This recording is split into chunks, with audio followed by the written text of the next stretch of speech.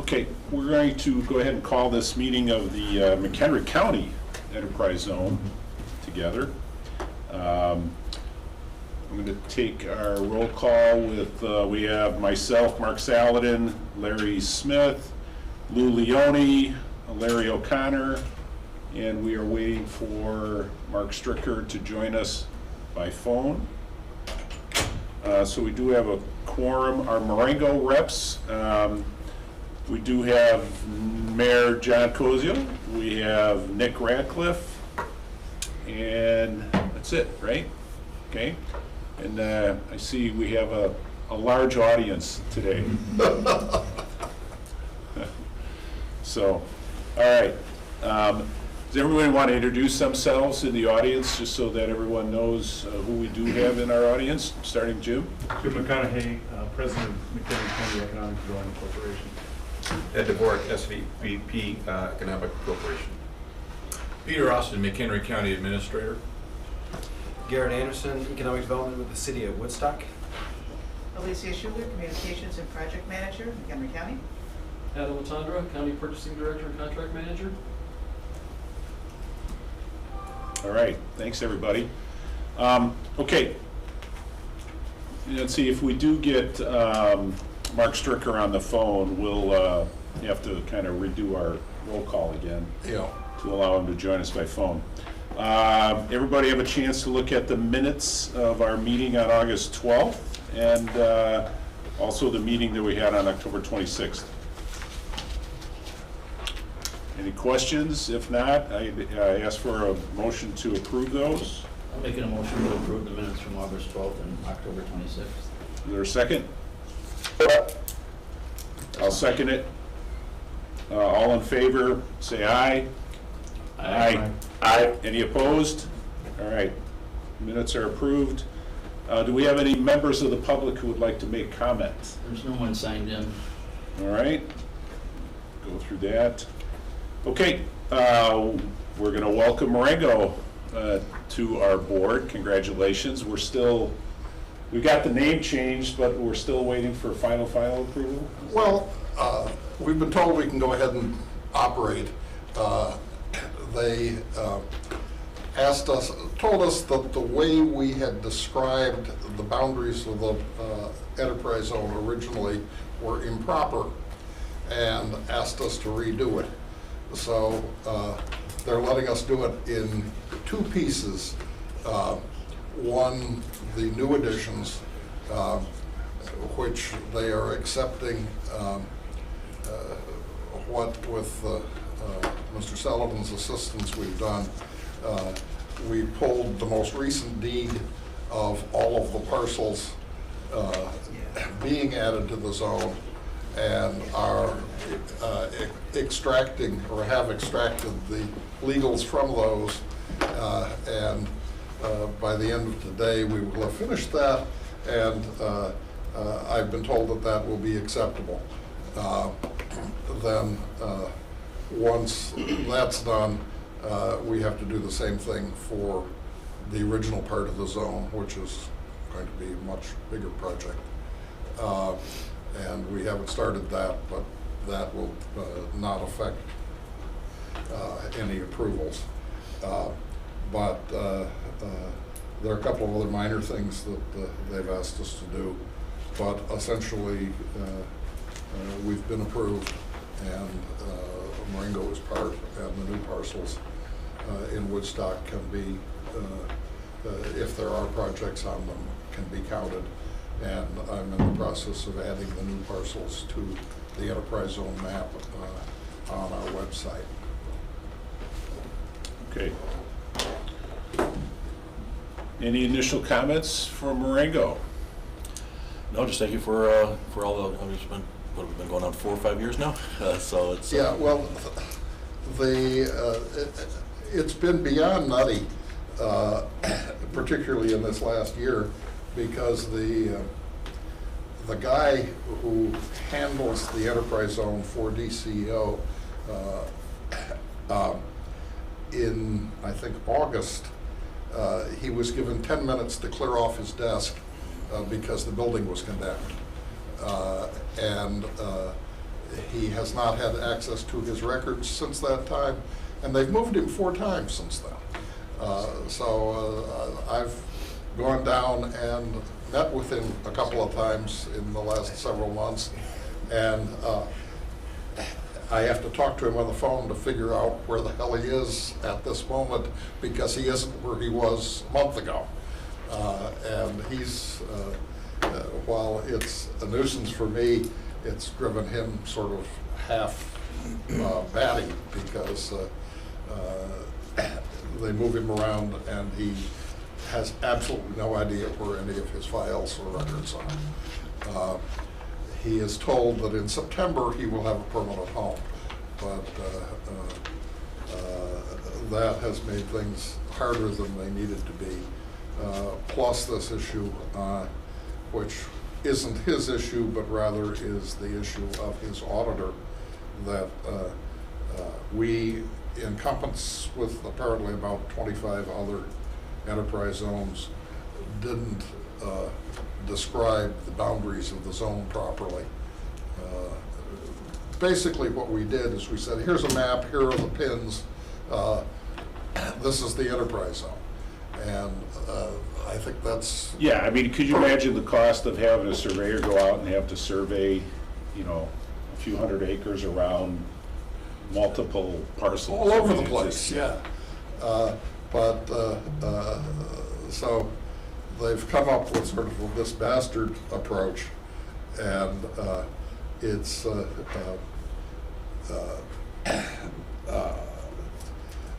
finally getting done, but it is a massive nuisance. Anyhow, and as near as I can tell, accomplishes nothing except some more paperwork for somebody. Well, like I said, on behalf of City of Marengo, like I said, we appreciate the hard work, we appreciate being accepted in, and we just look forward to Well, good we're things delighted coming, to so. have you, and we think that, well, personally, I think that Marengo should have been part of the zone from the beginning, and I think that now having you in is going to be very good, not just for Marengo, but for the whole zone. Great. Yeah, look forward to it. Yeah, thanks. Okay, next item on our agenda is the election of board officers. Technically, we're supposed to have a chairman, a vice chairman, and a secretary. I've been chairman from the inception, and I'm looking for volunteers. No treasurer? According to their governmental agreement, I think we only have the 3, because I think technically the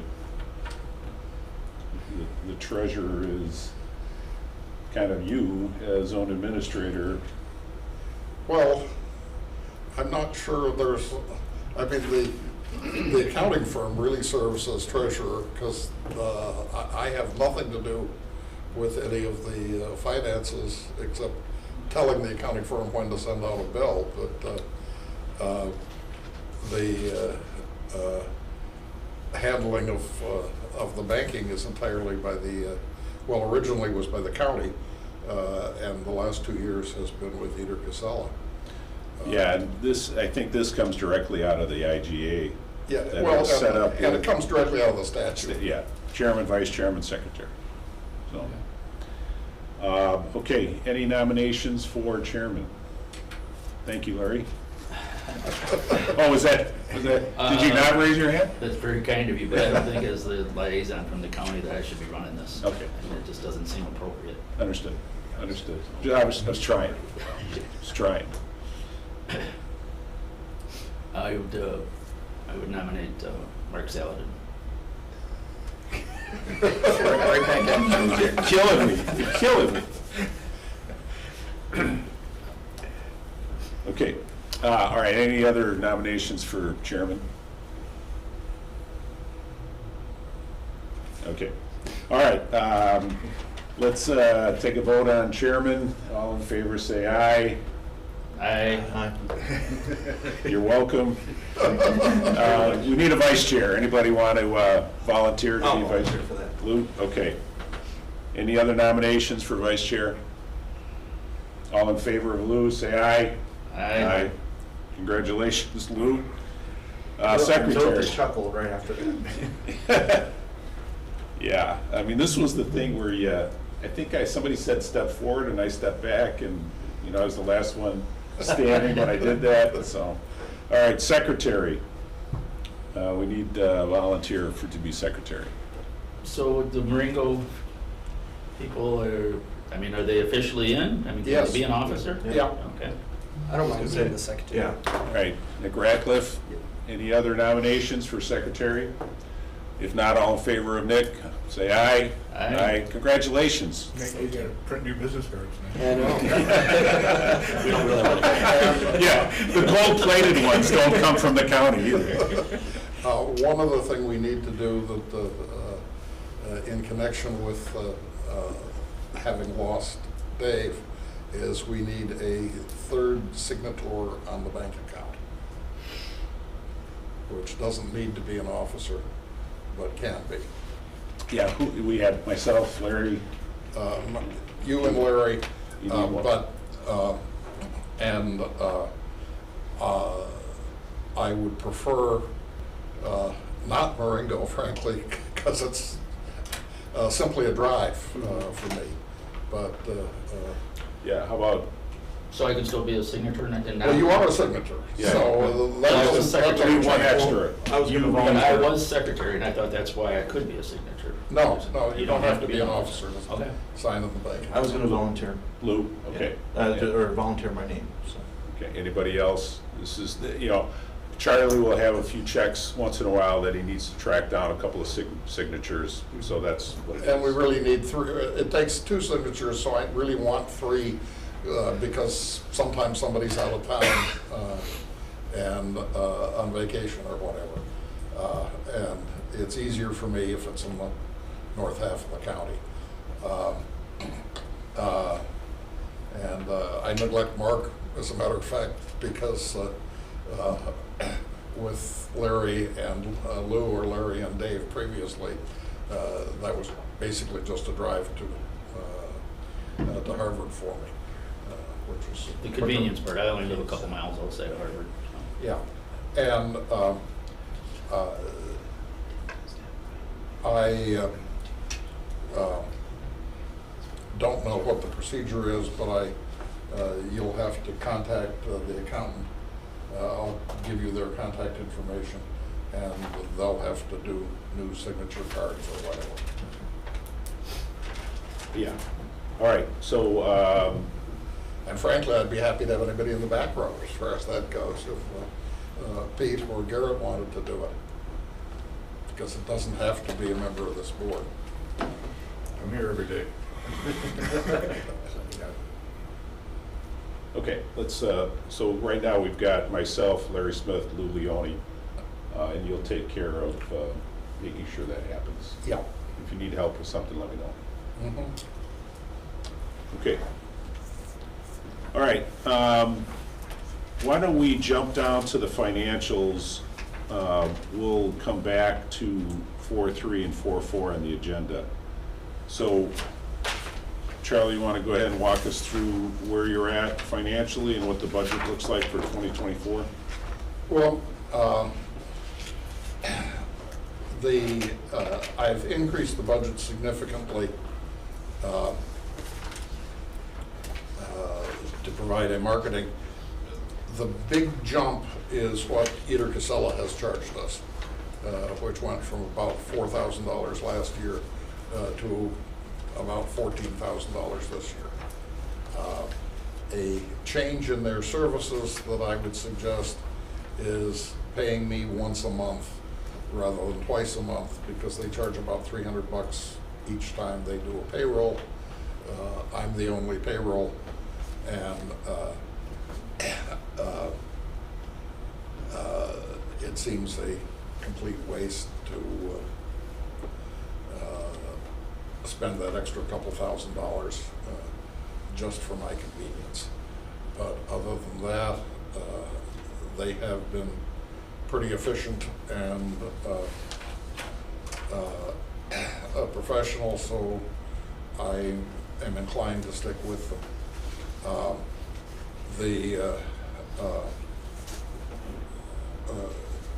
After we collect our accounts receivable that were outstanding at the end of February, we have around a $50,000 cushion, which we've been eating into about $10,000 a year. By cushion, I mean reserve. Over the last several years, it's gotten a little bit lower this year because of the expenses associated with the application. And we bought a new computer that was dedicated just to the enterprise zone, which is with software about $3,000–3,500. I don't think we're going to need that going forward. The only other extraordinary thing, other than a $10,000 marketing budget, is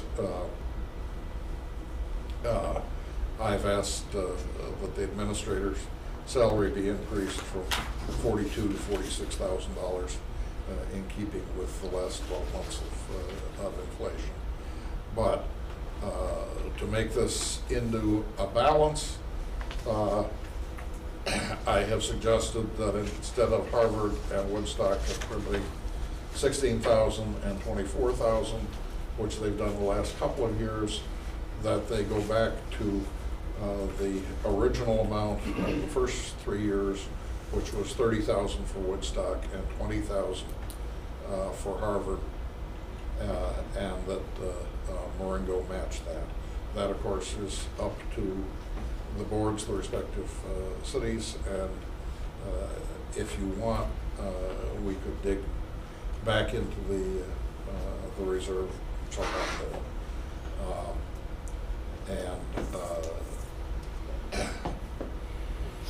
That's really what I would have to say. Okay, so let's break this down. The existing financials. Briefly, Yeah. I need to interrupt just a second. It seems our audio got disconnected, so I need to reconnect. I just need to get to the phone. Okay. Get us back on. Sorry about that. I'm glad you're here, Dan. Thanks.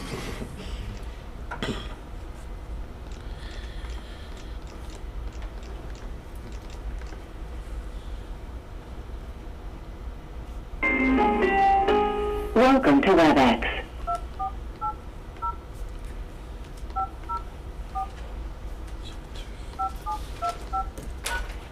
If you are the meeting host, enter the...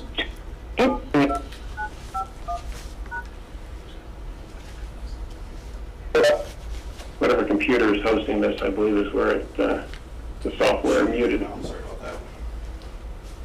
Can you hear us, Larry? We can, Okay. you're back.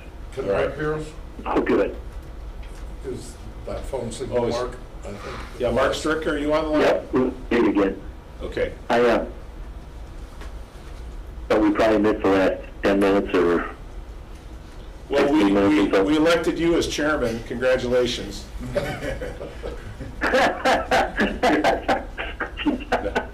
No, we didn't. All right, so the input volume on the mic might be a little bit high because there's the feedback that's being generated, and that might be why it spiked and muted the last time. No, I don't think. no. If they're getting feedback, it's on their end. Oh, okay. All right, well, let's keep rolling. Just from a administrative standpoint, we do need a motion to allow Mark Stricker to join by telephone attendance. Can I have that motion? So moved. Second. All in favor, say aye. Aye. All right, Aye. I'm going to then, the roll call will be Mark Saladin, Larry Smith, Lou Leone, Larry O'Connor, Mark Stricker by phone, Nick Radcliffe, and Mayor John Cozio. Okay? Thank you. All right, so let's break the financials down into two parts. We'll talk about the budget in one. Is there a motion to accept the year-to-date financials? Are we gonna discuss it after we have a motion, or you're gonna just, Oh, the year-to-date? yeah? However you want to do it. It doesn't Well, matter. Yeah. I just was curious about the accounting. I mean, is there any, how many people did we have look at doing that for us to start with? that they raised it that much? We had 5. Anybody else in the, Everybody else was about double. so now they're double or more? Well, they were about double what Eder Casella is now. Oh, okay, okay, Yeah, and it was north of, everybody else was north of 20,000. okay, I guess that ends that conversation. It's a good question. Yeah. Okay, motion to accept the financials year-to-date. I still Lou Leone, is there a second? I'll second. Nick? All in favor, say aye. Aye. Okay, all right, so let's kind of dig into the budget a little bit more. You know, obviously, there's, you know, the first question would be, you know, the city's contributions. You know, obviously, we can think we can set what we want to set, and yet, you know, each city has to discuss that, budget it, and put it in. I don't know, you know, like, for instance, I don't know what Roscoe has in Woodstock, probably 24,000 figure, you know. So, I mean, that's something that we need to talk about. Well, if we go back to the 56,000, which would be what it was last year, basically we would reduce our surplus by 15,000. I don't think that's unreasonable for a year. I think it won't work for 5 years.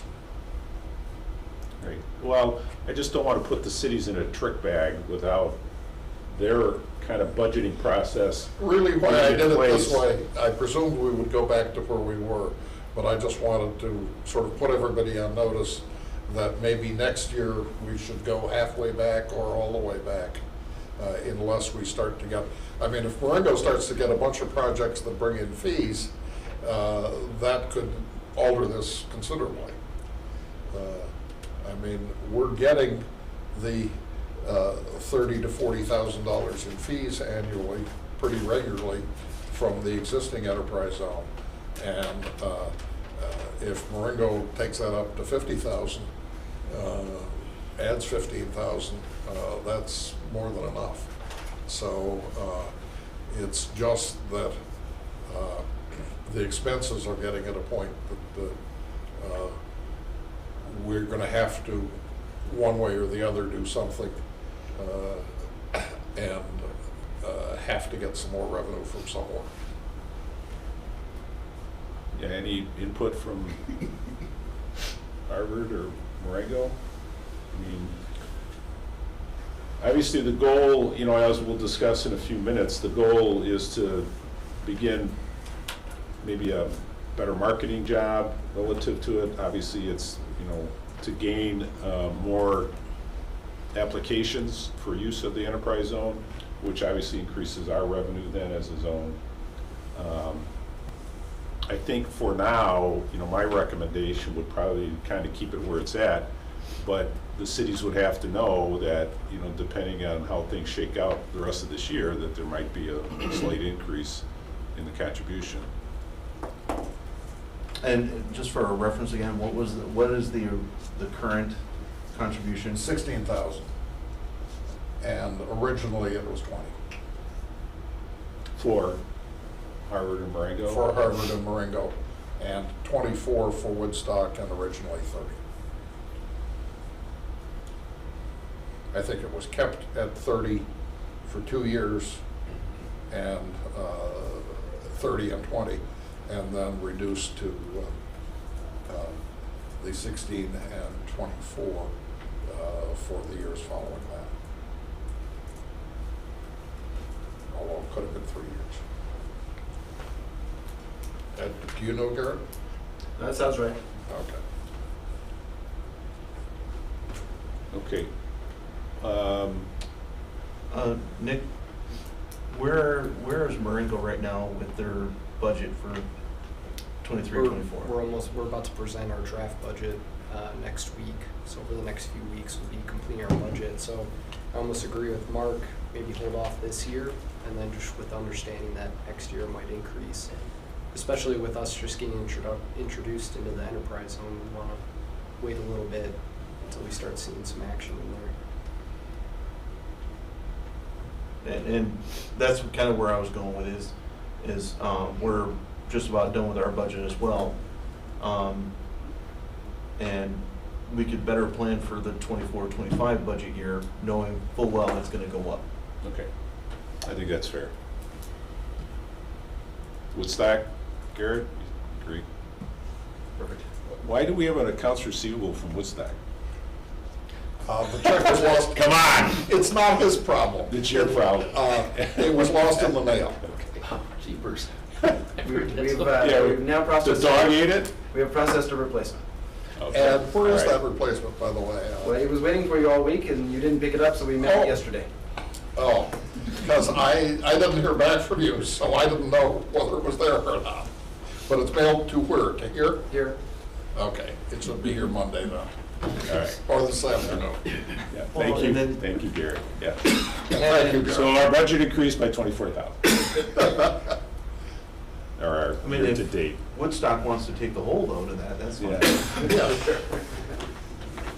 But we don't, as you mentioned earlier too, we don't know the full impact with Marengo coming on board as far as project fees. Maybe that'll help offset a little bit as well. Yeah, well, I mean, I think it's, probably won't happen the first year. But once a couple of years go by, I think that it's perfectly reasonable that Marengo generate $15,000 a year in fees.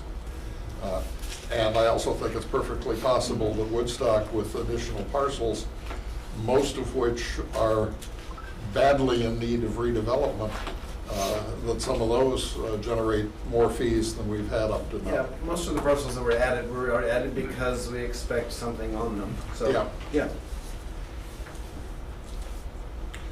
And Mirabile Dictu, the new owner of the Motorola building, is actually spending some money rehabbing the building, so there's going to be a project or two there.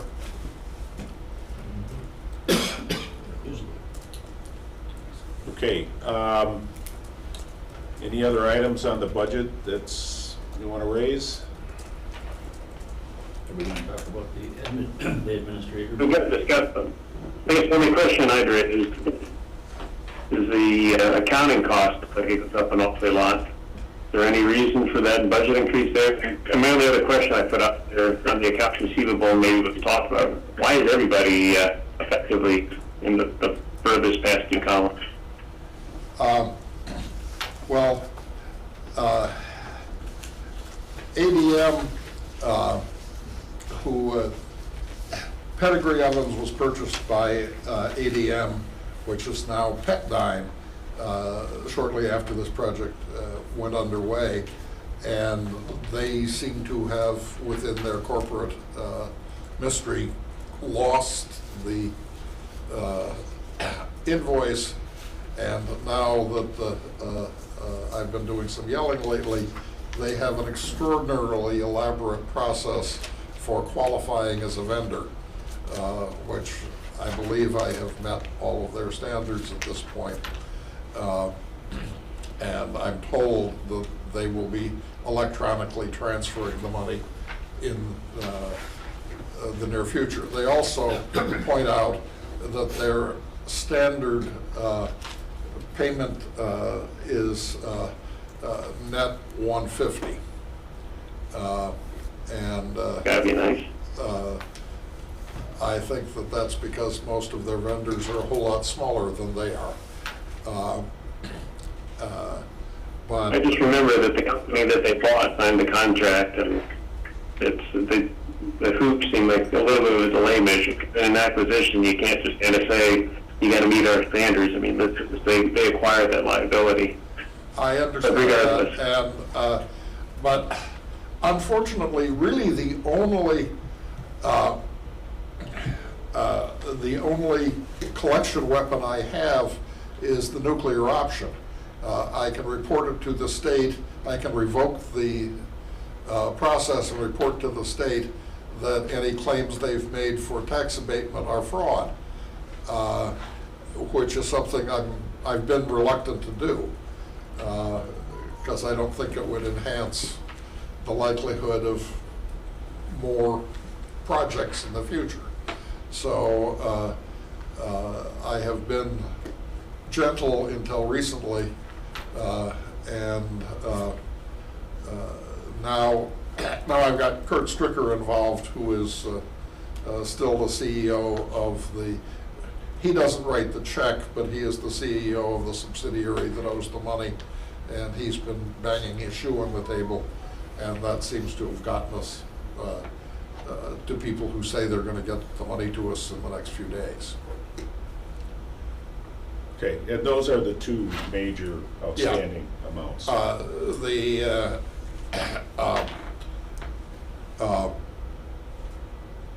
Only one that I think is long-term a problem isn't very much money. It's M4 in Woodstock, which has been a mess from the beginning, and they've basically said they don't intend to pay.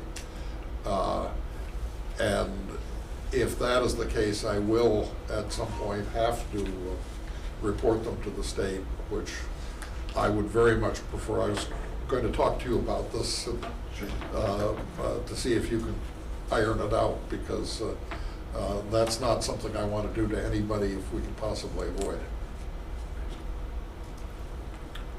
Any other questions, Larry, on that? Just the accounting cost reduction. Yeah. They were probably offline when we were talking about that accounting. Oh, yeah.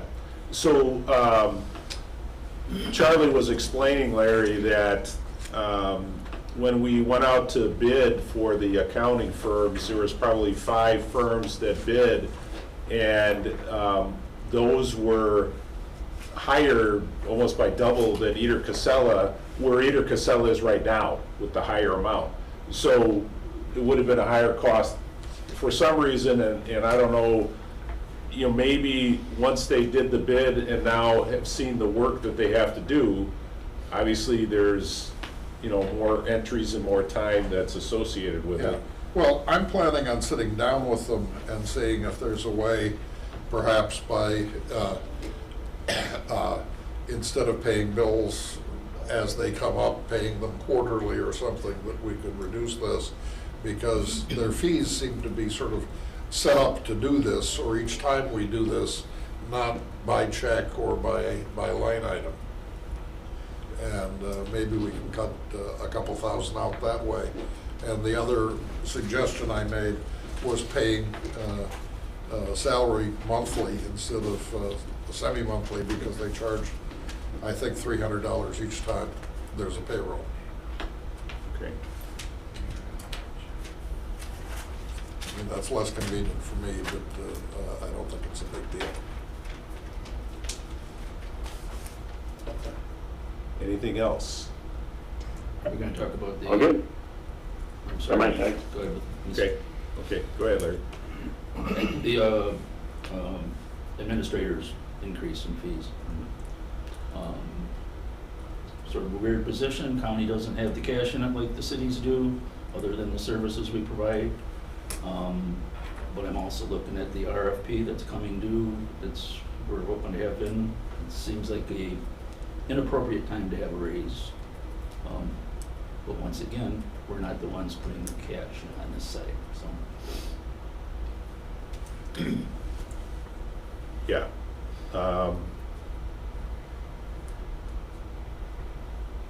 Obviously, given some of the constraints that we have right now, in the budget, the question is, can we afford all 4,000 of it, Charlie, or?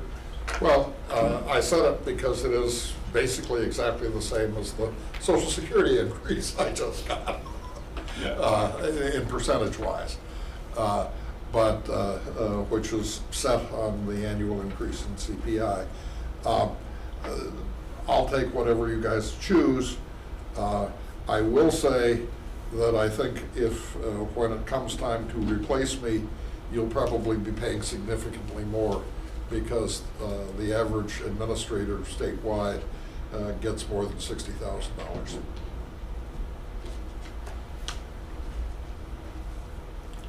The reason I brought it up is I'm looking at this RFP and, you know, proposals are supposed to be in by the end of this month. And there's a line there for them to fill in the dollar sign. Just, Understood, yeah. but if, you know, I don't deny what Charlie's saying either, so maybe doesn't matter. Well, you know, we are a fiduciary for the cities, you know, that we represent, which ultimately are taxpayers, you know. So that, you know, any thoughts from anyone else? I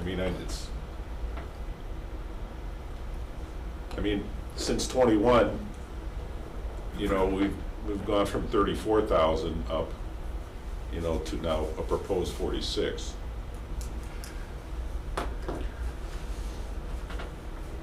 I'll be the first one to jump out there. I don't see much of a problem with going up the 4,000. If I could see if that's a bit of a hang up, maybe going to 2,500, somewhere in that range, and kind of stair step it up over time, because we are reducing it, our partner contribution by about 14,000. So maybe 2,500 or 2,000 be a little more acceptable. I don't think we should just skip it. I understood. Because costs are going up, right? Yeah. My concern wasn't the dollars so much as the timing of the RFP. Well, I have no objection to deferring this for a couple of months to see where we're going. Once again, it's the city's money. Yeah. For the most part. Well, I'll tell you what. If we can defer it, Charlie, you know, let's revisit it.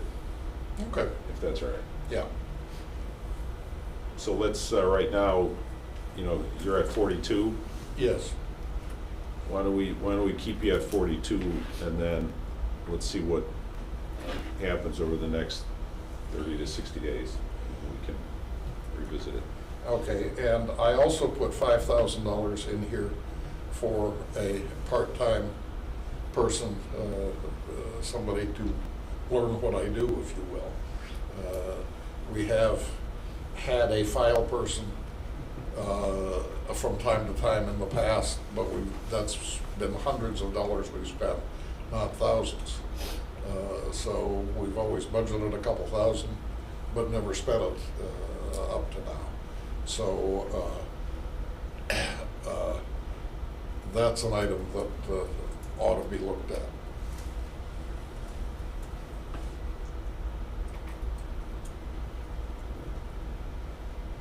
Yeah, so right now, and Jim McConaughey might jump in, as far as the backup information that you have on your computer, where is that? There is a hard drive that at this point is about 10 days old. That's at MCEDC. The paper files are at MCEDC. And then there's a hard drive I have that is updated daily, that overnight goes in my car. So if my house burns down while I'm sleeping, you'll have something that is updated daily. And basically the paper files are all redundant because all of that is also electronic. Okay. All right. Do you feel that it would be, for now, to knock the $5,000 down to the $2,700 like we did last year, and just keep it that way for now? Yeah, whatever. Okay. Why don't we do that?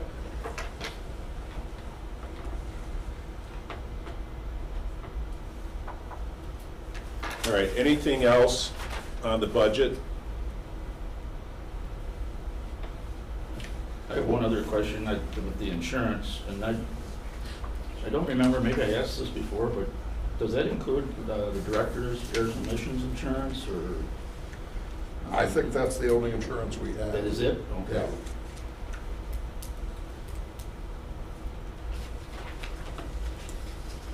Anything else on the budget? Okay. It's a small thing. Why is internet so high?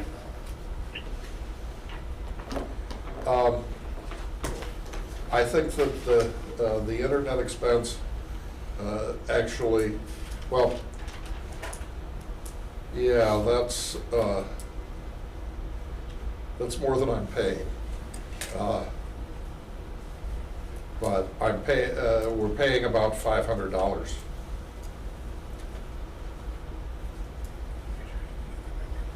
Okay, so the budget can be reflective of the actual cost. Yeah. Do you want to adjust that to like 600? Okay.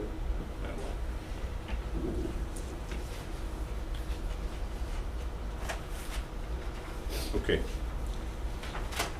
And, you know, as far as the meeting expenses, you know, I know COVID had its problems relative to getting out. So what do we anticipate this year? We're running below what we had budgeted. So this year, I was going to leave it basically the same, hoping to get back. I think there's plenty of room. For whatever reason, most of the meetings I attend have been feeding me, so I've been having a lot fewer meals that I have to pay for separately from my meetings, mostly breakfasts. And so the meal figure in particular has gone down quite a bit. But my recommendation would be to leave it about where it is and see how we do this year, because this will be the first full year. Okay. Post-COVID. And those typically are conferences, the Las Vegas show? Yeah. Okay. The Las Vegas show, conferences for Enterprise Zone and Economic Development, marketing events in Chicago with various organizations I'm part of, to talk to site selectors and other people relating to marketing the Enterprise Zone. Okay. All right, anything else on any of the line items of the budget? All right, if not, then I would accept a motion to approve the 2024 proposed budget with the following amendments. The wages would be set at $42,000.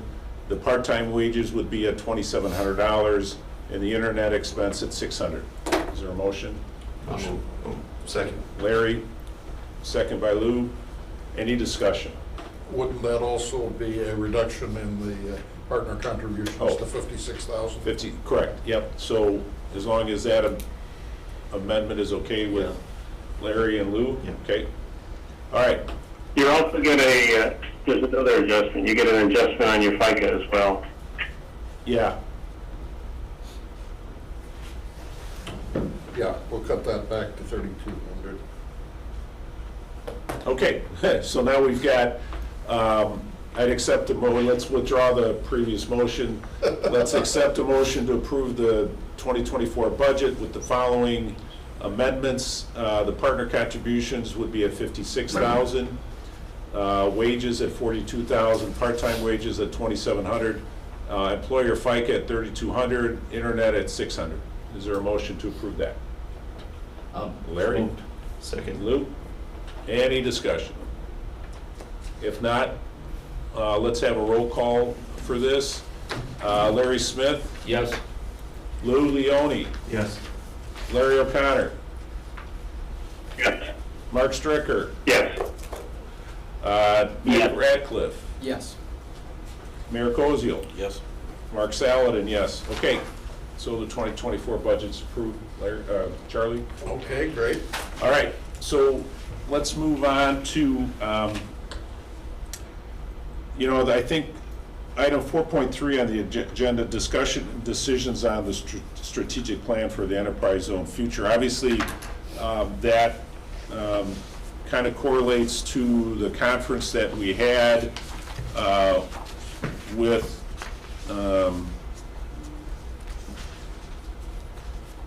the Development Consortium, which I thought was a beneficial endeavor that we had last fall. So, did everyone have a chance to, review the material that Charlie had sent us, which came from, kind of the breakdown of what, forgetting his name. Craig Coyle. Craig Coyle, yeah. What he had put together. So, I think what I saw in that report was, kind of a few major categories. One is, are we still comfortable with the intergovernmental agreement as far as this setup with an independent zone administrator? That's number one. Because the other choices, I think, were you have representatives from all the cities kind of be co-administrators. And I think that he did not like that setup. Or the other one was, there was one other option that he talked about, if it wasn't an independent administrator. Well, he said. No, the county, right, the county takes it over. Yeah. Yeah. I'm sure, Pete, you don't want the county to take it over. I mean. I'm open to, You're, all right? in terms of the active marketing and, I think we could do that.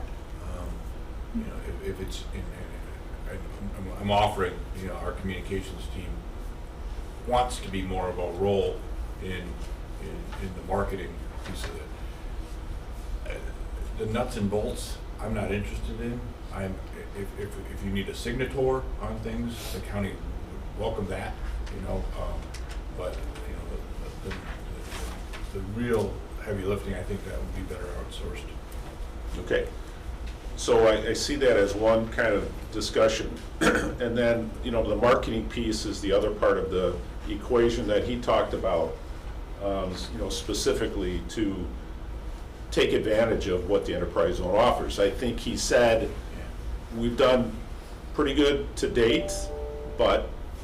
Yeah, when I say marketing, I should clarify. I think we could augment the marketing in terms of the broad general marketing, but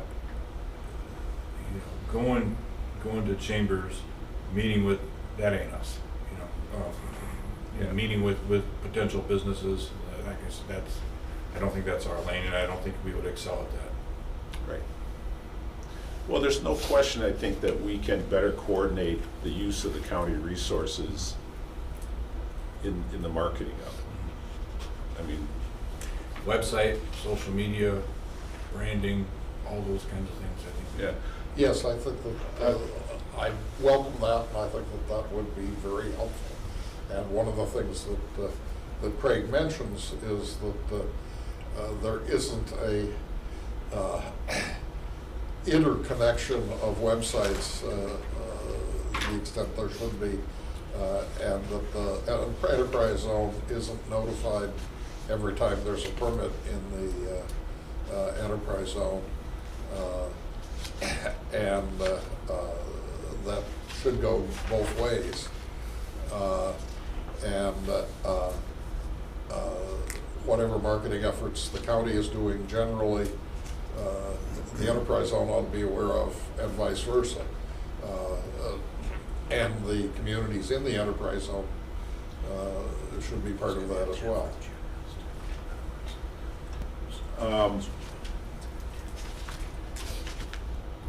Yeah, I'm just kind of refreshing my recollection of the other. One thing that was noted in there that I think is very important that took effect in January is that the area permitted for the enterprise zone with 4 or more governments involved, went from 15 miles to 20 square miles. So we have a lot of additional capacity that we could add to the zone should we have a need to do so. Right. And basically, we can extend the zone anywhere in the county for a big project. I don't think it makes sense for a modest project, but for a big project, it does.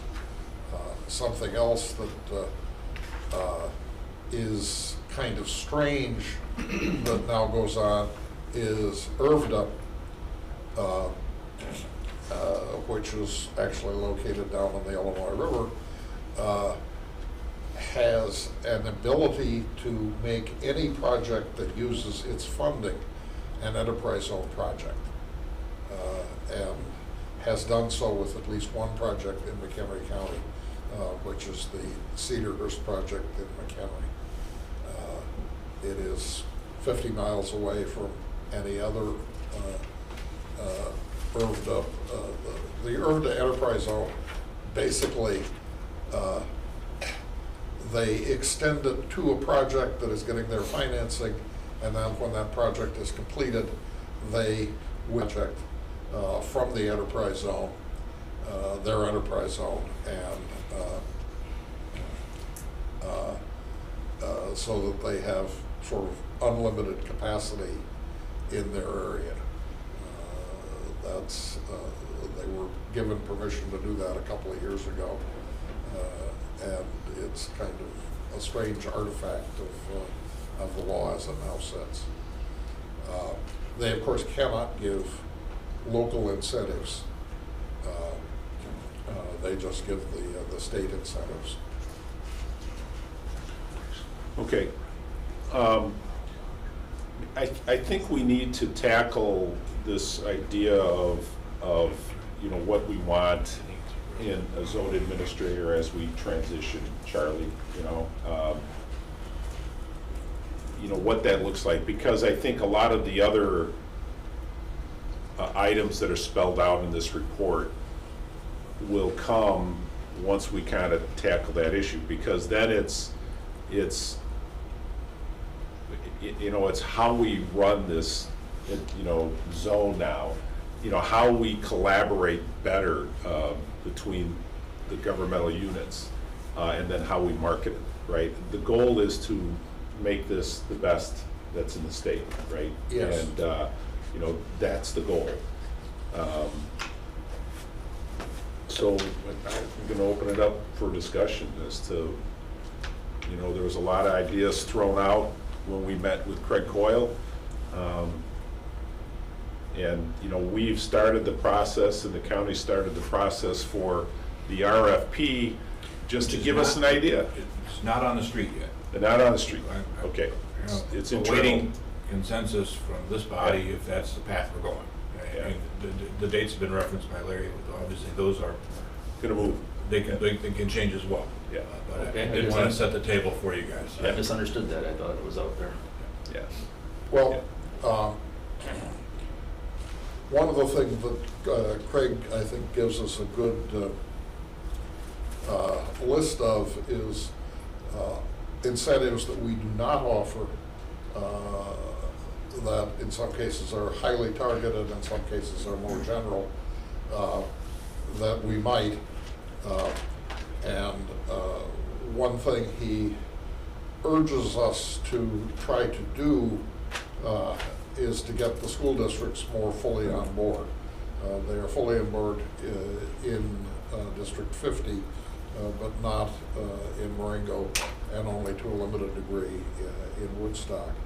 And one of the points he makes that is, I think, that is generally not understood by the school districts, and is very important in doing that, is that the school districts will be reimbursed by the state for most, if not all, of anything in tax revenue they lose by giving an incentive. there is an adjustment in the state formula for school districts for any incentives actually granted by the enterprise zone. And I know that Harvard, until it went into it in some detail, was not aware of that. And I suspect that Woodstock and Marengo are certainly not fully aware of it. Now, it is a very complicated calculation, and I don't presume to be an expert in the school funding formulas, but it is my understanding that if you're a poor district, you actually make money on it. If you're a sort of middle level district, you come out about even. And if you're a rich district, you lose money on the incentives. But more than that, I think would require somebody who is a professional in the school funding formulas.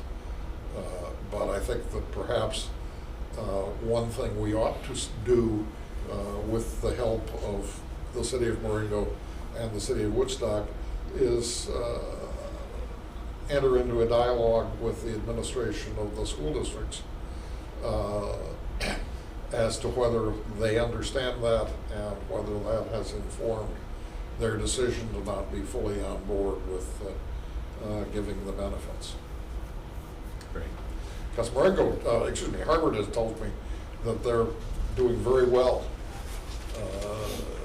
courtesy of the projects in Harvard, and are very pleased that they have given the full benefit. Yeah, and again, I think the incentives was the other main topic in the report, but I think that, again, is going to be something that's going to flow down from how we deal with how we want the administrator role to be, okay? So I think, what we got to talk about as a board is, the RFP is drafted. I think we've seen a copy of it. I think it'll be eye-opening to see what becomes of, cost-wise, where people are at, what interest there's going to be. And then I think there's, just a natural, transition with you, Charlie, to be able to assist as we continue on. I would like you to, because you've got this kind of institutional knowledge of the enterprise zone that we don't want to lose. Sure. So, but I know the marketing side of it is also something, and the social media side, and all of that is something that we could certainly. That certainly can be improved. Yeah. Although he was complimentary of our website, so.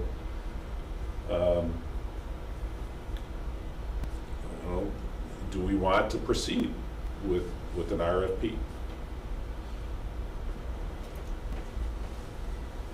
I'm open for discussions. I think we need to see where we're at, see what's out there. We might get it back, and Charlie will have leverage for a bigger raise.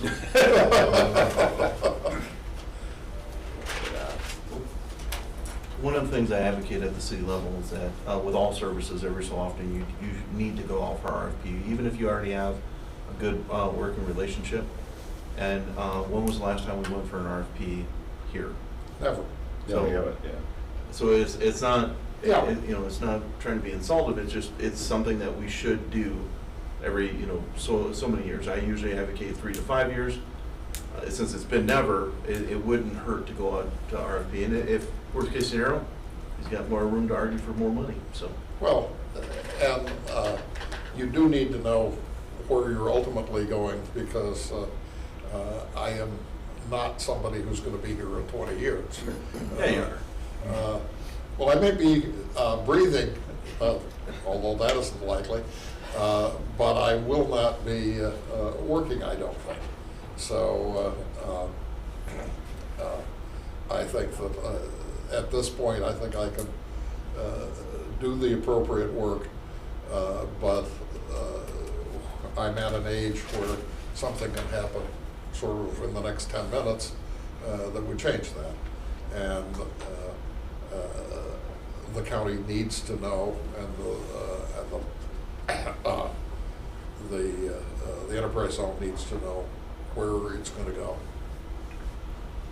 Yeah. Any other thoughts on the RFP? I think it's a good thing to set it out. It gives a better idea of where we're at, where we're standing, where we're going in the future. So, like I said, if nothing happens of it, nothing happens of it. If it does go forward, at least you got a better idea, better understanding of what's available. So. Yeah. And it's still the consensus of the board to have a separate zone administrator rather than the county or the EDC taking it over? My own feelings, mainly, being new, Marengo being new in is yeah, at least so that we can get a proper assessment about it. Now the mayor's been around longer, but I think yeah, keep it as independent for right now. I think Peter Austin was correct in what he said, that we could help with a lot of the large picture marketing possibly, but for us to run it, I don't think that would be correct. And I didn't want to overstep on that, but yes, if the county would help out as far as the marketing, that would be tremendous. But as far as an administrator, just keep it single for now. Okay. And we can always assess later. Okay. Pete, do you want to expand on anything relative to the RFP and what you're throwing into it? And And I appreciate Adam, Latundra, and Alicia kind of took the lead in putting this together, looking at statute.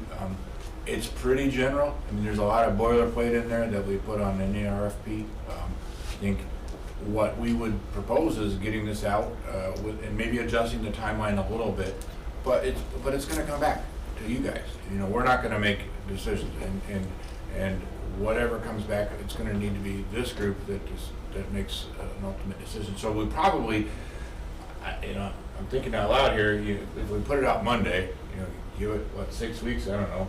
What's the normal time frame? We usually do a month or so, about Okay. 30 days on, just see So- what comes in. Yeah, we can get to the 7 members of the enterprise zone. We can get you all the results, but you probably need to think in terms of scheduling another meeting. Yeah. In that 6 to 8 week time frame. right. I agree. Maybe the third week in April.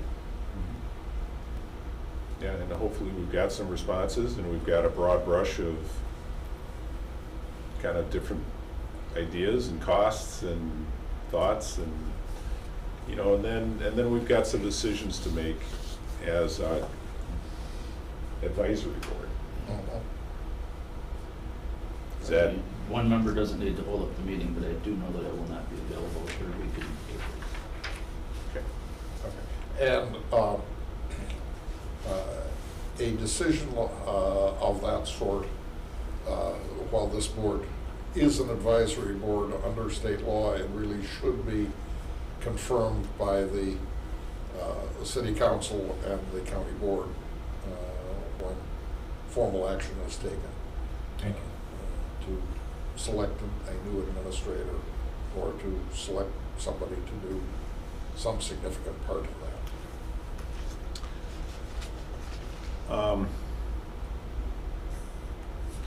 Yeah, I was just looking back. The intergovernmental agreement already talks about there should be one zone administrator appointed by the administrative board. That's us, Yeah. right? And that, do we need to have separate approval by the cities? Or is The it- cities have to approve the budget, that's all. Yeah. Or their contribution. Their contribution, yeah. So I don't necessarily think we need a specific. No, I don't, I think. No, to I go think under you're- RFP, I don't think so, but if we're going to change at that point, I do believe we'd have to go back to our individual councils. Yeah, I mean, if there's any change in the intergovernmental agreement, that would require approval from each entity, right?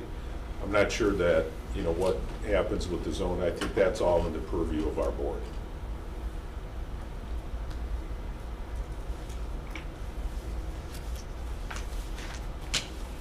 Could the lawyer in the room stand up, please? And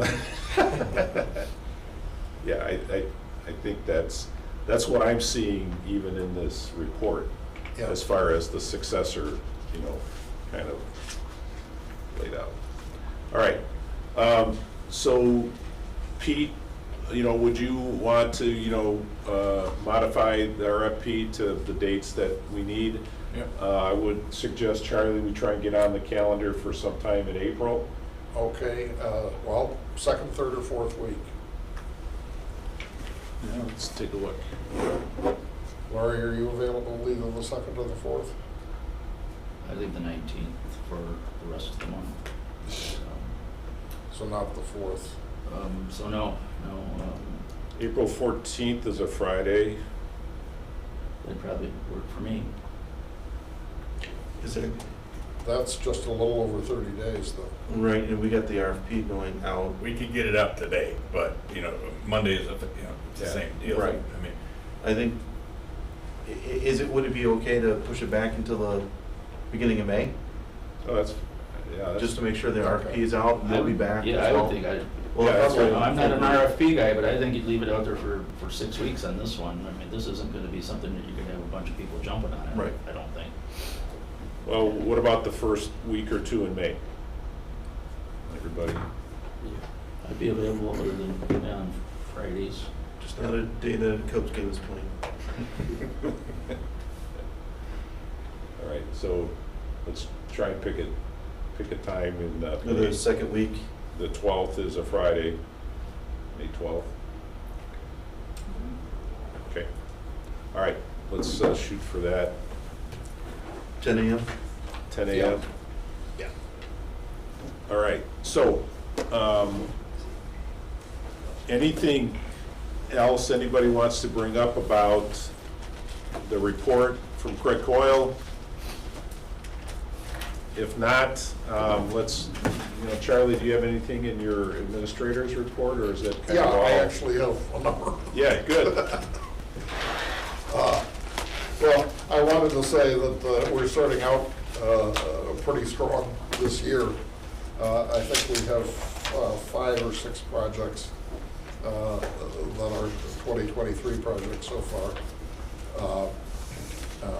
Nothing huge, but going in the right direction.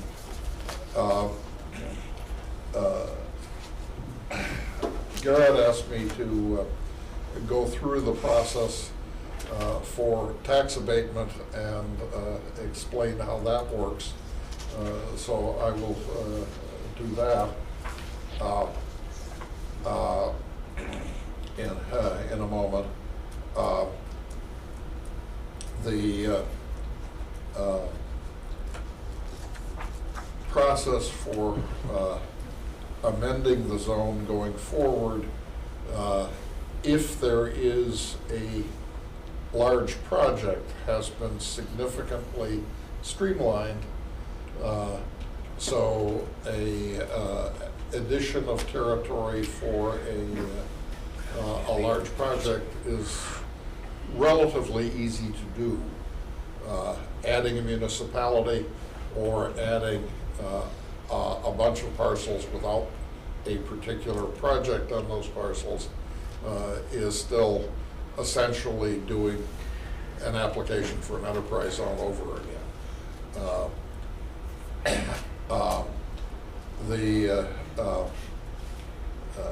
Something I got from the Illinois Economic Development Association is a report that Site Selector magazine, which is sort of the gold standard of that for large companies, has for the 10th year in a row identified the Chicago metro area as the best place to locate a new business or expand a business in the United States. And that Chicago specifically last year had the second largest number in terms of dollars spent of new projects of any metropolitan area in the United States.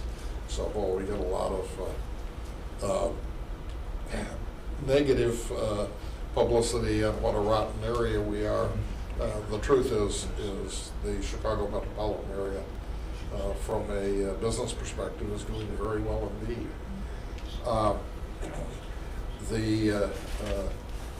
As many of you know, for about 25 years, I have been a director of the Lake County Transportation Alliance, and their executive director resigned to take care of an adult disabled child.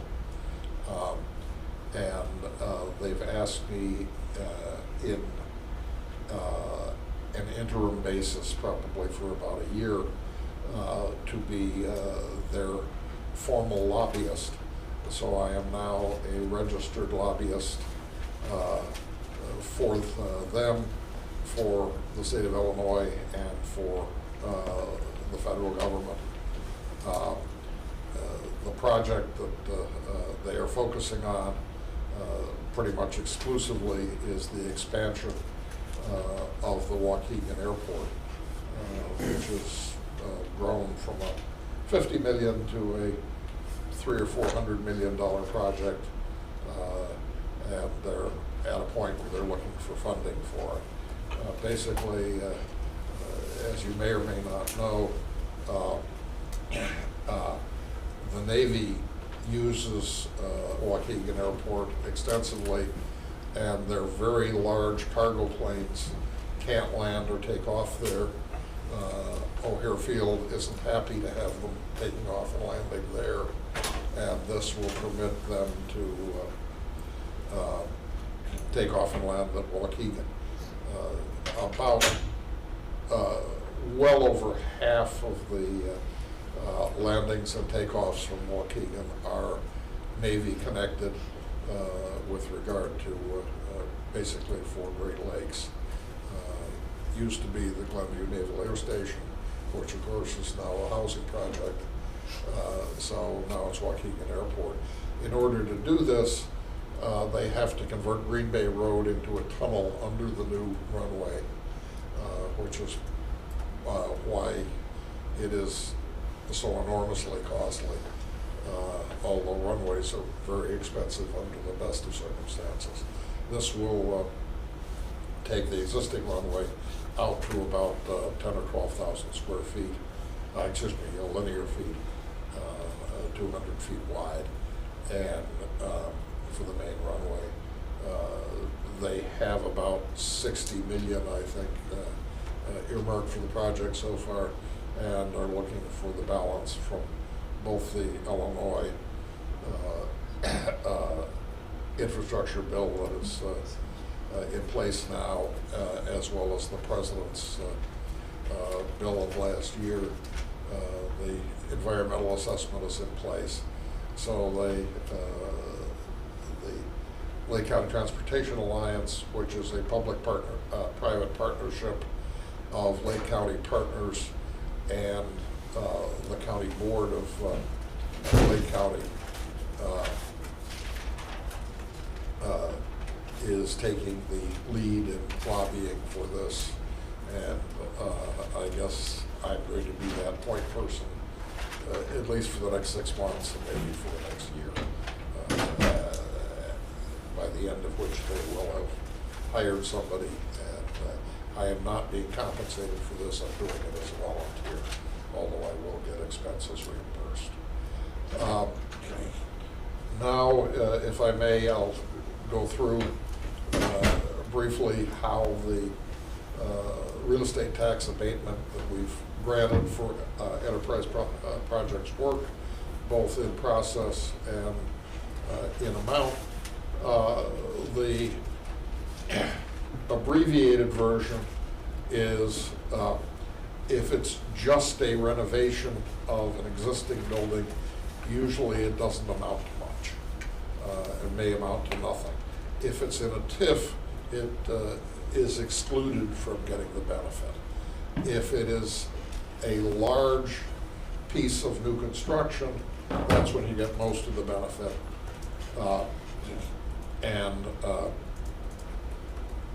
That's where it amounts. Now, in Harvard, it is both the school district 50 and the city, so roughly 70% of the tax of the taxing district total is included. In Woodstock, if it is not residential, there's a 50% abatement for 6 years, I think. Yeah. 3 years at 50%, 3 years at 25%. 35. Plus the city's portion is abated for 8 years, 4 years at 100%, 2 years at 50%, and 2 years at 25%. In the case of Marengo, it is just the city's portion, and it is the 8-year abatement of 4 years at 100%, 2 years at 50%, 2 years at 25%. Now, the abatement in all cases is from the base amount. So if there's a building there or not, whatever was the fair value, the equalized assessed value prior to the project is the baseline, and that doesn't go away or go down. It is simply on the increment above that. So things that do not increase the EAV would not benefit from the tax abatement. The tax abatement starts when the tax year, when the project is put in service. And the way assessments work, for this year we will be paying taxes in arrears for the year 2022. So the abatement would apply to projects that were put fully into service prior to December 31st, 2021. Because if they were put into service in the year 2022, they would not have been subject to the reassessment. The tax assessor has made a decision to not do so, to not start them until the improvement is fully in place. So he does not do any partial assessments. So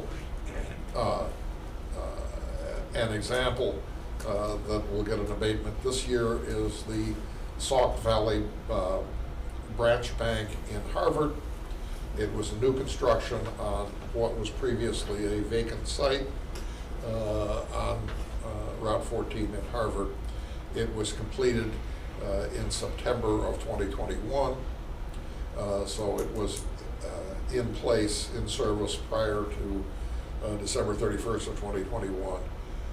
The site was reassessed with the new building on it in the course of 2022, and the full value of that new building is abated for those taxing bodies that are participating, which at Harvard is both School District 50 and the city, but not abated at all for those districts that are not participating. Now, something else, if we had a business that put about $1 million of new manufacturing equipment in their facility, that does not affect the EAV so that has no impact on the abatement. We had a number of projects put in service in 2021 that were in TIFs, and so they got no tax abatement. There was a facility that was a renovation of the interior of a retail business. That does not affect EAV, so it did not affect. Now, a building that was in extreme disrepair and had had its EAV reduced because it was uninhabitable or barely inhabitable, could have the EAV increased from a renovation, bringing it back up to normal use. So your very old buildings, particularly if they've been vacant for a period of time, could result in a significant tax abatement in that fashion. The process is fairly simple. Right about now, as a matter of fact, I did it a week ago, I furnish the tax assessor with a list of the names, addresses, and PIN numbers of all the projects that went into effect in 2021. And they then looked those over, determined which were in TIFs, which were not, and which had an increase in EAV, and therefore which were entitled to a tax abatement. And in fact, of those, only two out of, I think, 11 were not in TIFs. One of those was Sauk Valley Bank that I mentioned. The other was a project that wasn't really complete at the end of 2021, and therefore they have deferred that. Even the building was in use, but the construction wasn't complete, so the assessor had made a decision that it wasn't fully ready for full reassessment, and therefore they have deferred that until next year to start the abatement. Charlie, does that specific technical process start with the local township assessor, or is it just here at the assessor's office in coordination with the treasurer's office, or who can? Well, the local assessor assesses it and then sends it to the county. So you're dealing with the local assessors when you're dealing? No, I'm dealing with Bob Ross, okay, the director of assessments here. And because he adjusts the local assessments when he feels, or his office feel they are inappropriate. And did they understand the number of years and the timing and the amounts and? Yes, I had a number of meetings with Bob Ross, the head of that, and some of his staff, and the treasurer, then Glenda Miller, when the zone was created, to give them a full understanding of what we were doing. Okay. And as abatements have changed, I think in 2018 or 2019, the abatement provided by School District 200 was added. And are those time frames set? I mean, will like the reminder system be on their end as far as when it's a cutoff, or how we? Bob has said, I mean, I have a record of what it is, yeah, but Bob has said to rely on him. Okay. Yeah, because I mean, that's, when a business is expecting to see something, they want to make sure that that's happening, that the incentive has been granted, and then we want to make sure, and the taxing bodies want to make sure that it's, the 4 years or whatever the time frame is, that it's coming out. Yes, and they brought up to me a fairly large project in Woodstock that, in fact, while they qualified, had not applied for an enterprise zone project, and therefore did not qualify for the benefit. All right, anything else from your standpoint? That's all I have, unless there are any questions. Garrett? I have several additional follow-up questions on that same topic. Do you mind if I come up, just so No, I can come on. make sure that they can get me on the mic? So, next question would be, when Bob approves that, and we decide which year is going to be the beginning year, do we make any outreach to the business itself to make sure that their expectations are being met on which years are going to be the years that they're receiving the abatement? I have told the projects that they are starting then. Okay, good. But I have not reached out to the ones that are in TIFs, because I was presuming that. Because in most of the cases, we're several years behind when they first applied because Yes. of the tax cycle and the Yes. way it works.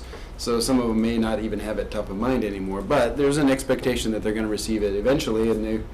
So if we could either make an outreach to each of those businesses at the time that decision is made, Yeah. saying, like the scenario you just gave of, we've got this, this business that wasn't quite done at the end of 21, and so we're Yes. going to push it to the next year. That should be communicated to the business to make sure that they know, in your benefit, we're going to give it to the next year because you're going to get a better starting year at the 100% of the following year. And in fact, we that kind just of thing. communicated it because it's Mark Stricker's Rush Creek Distilling. Right, that kind of thing. So we want to make sure that that's known. And could I also get that list, so just so that we are Sure. aware of who's on which year, what's on what cycle, just as a report of all the active projects and No problem. what status they're each Yeah. in that tax year.